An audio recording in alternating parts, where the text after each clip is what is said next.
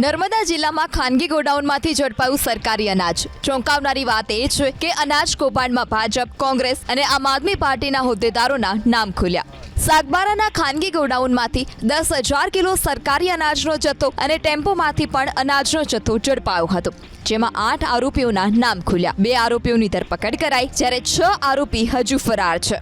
આરોપીઓમાં સુરત ભાજપનો કાર્યકર મનીષ શાહ સામેલ છે, તો નર્મદા જિલ્લાનો આમ આદમી પાર્ટીનો ઉપપ્રમુખ શૈલેન્દ્રસિંહ વસાવા પણ સામેલ છે।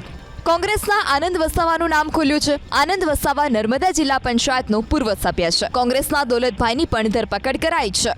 સુરતના ગોપીપુરામાં સસ્તા અનાજની દુકાનમાં ભાજપના મહિલા કોર્પોરેટરે દરોડા પાડ્યા। જરૂરિયાતમંદોને ઓછું અનાજ અપાતું હોવાની ફરિયાદ થતાં ભાજપના મહિલા કોર્પોરેટર રેશમાબેન લાપડીવાળાએ દરોડા પાડ્યા। નર્મદા જિલ્લામાં ખાનગી ગોડાઉનમાંથી ઝડપાયું સરકારી અનાજ। ચોંકાવનારી વાત એ છે કે અનાજ કૌભાંડમાં ભાજપ, કોંગ્રેસ અને આમ આદમી પાર્ટીના હોદ્દેદારોના નામ ખુલ્યા।